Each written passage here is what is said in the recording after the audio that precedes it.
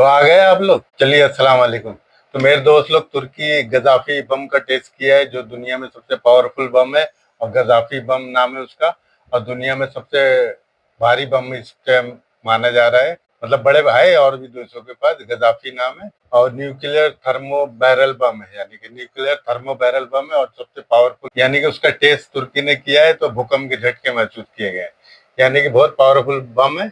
नीचे जमीन के अंदर कोई बंकर भी रहेगा तो वो भी डिस्ट्रॉय हो जाएगा। और कंक्रीट की बड़ी बड़ी दीवारें रहेगी तो वो पिघल जाएगी, इतना पावरफुल बम है।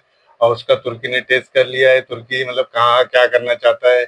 और वो भारी से भारी मिसाइल बना रहा है, बम बना रहा है, ड्रोन बना रहा है एक से एक। उसके और भी भारी भारी ड्रोन है, बाय रफ्तार TB2 ड्रोन, इकंची ड्रोन। और उसकी मिसाइल है टाइफून 4। टाइफून 4 के बारे में मैं आपको बता चुका हूँ कि बहुत ही पावरफुल मिसाइल है। उसकी रफ्तार बहुत जबरदस्त है, 6,000 किलोमीटर तक का है लगभग उसकी रफ्तार। और ये जो बम है ये बहुत भारी बम है। और इसी के साथ तुर्की धीरे धीरे मतलब प्रोग्रेस करते चले जा रहा है। और उससे हो सकता है कि आने वाले टाइम पे देखो बड़े बड़े देशों को भी खतरा इस वक्त हो गया, जैसे इसराइल।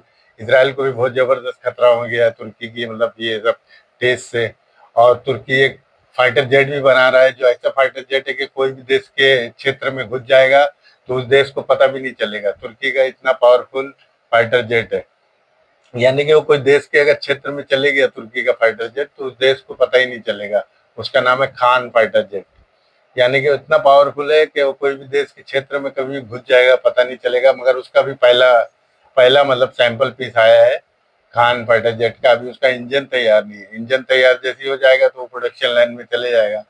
अब देखिए 27 28 तक को शायद वो फाइटर जेट प्रोडक्शन में जाए। मतलब तुर्की जिस हिसाब से प्रोग्रेस करते चले जा रहा था, मेरे को तो ऐसा लग रहा है और पहले ही प्रोडक्शन लाइन में चले जाएगा। यानी कि उस वक्त पूरा डिफेंस के मामले में पूरा कैपेबल होना चाहता है। अभी तक का उसको 70% तुर्की के पास डिफेंस मतलब खुद ही मैन्युफैक्चर करता है। 30% बाहर से लेता है। 70% तुर्की खुद मैन्युफैक्चर करता है डिफेंस के मामले में।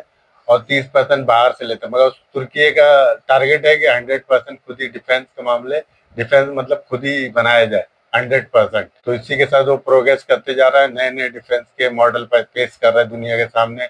और दुनिया को हथियार मतलब सप्लाई भी कर रहा है बड़े बड़े देशों को। यहाँ तक कि अभी इंडिया और पाकिस्तान का युद्ध हुआ था, उसमें पाकिस्तान को भी उसने फुल सपोर्ट किया था। तो यानी अब हम लोग को चाहिए कि हम लोग भी बेहतर से बेहतर, इंडिया वाले भी तैयारी करें। हम लोग को भी चाहिए कि भारी, हमारे पास वजह है एक से बेहतरीन बेहतरीन मिसाइलें है, ब्रह्मोस है, सुपरसोनिक सबसोनिक की स्पीड से जाती है, ऐसी बहुत सी मिसाइलें हम लोग के पास भी है। तो उसका मतलब बहुत ही खास अलाय है। तो इसलिए हम लोग को भी चाहिए कि हम लोग भी अपने डिफेंस, हम लोग के पास एक से एक हथियार है। तुर्की हम लोग के मतलब हम लोग तो परमाणु देश है, एक पावरफुल नेशन है दुनिया में। डिफेंस के मामले में बड़े बड़े हम लोग के पास आकाश मिसाइल डिफेंस सिस्टम है। और S-400 है हम लोग के पास। हम लोग के पास भी हथियारों की कमी नहीं, मगर जिस लेवल पे वो चलते चले जा रहा है तो उसके हिसाब से हम लोग और कैपेबल होना चाहिए कि हमारा देश और बड़ा देश है, इसलिए और कैपेबल पावरफुल नेशन हमारा बनना चाहिए। चलिए, इसी के साथ मेरे दोस्त लोग, आप लोग को प्यार मिलता रहे। चलिए, अस्सलाम वालेकुम।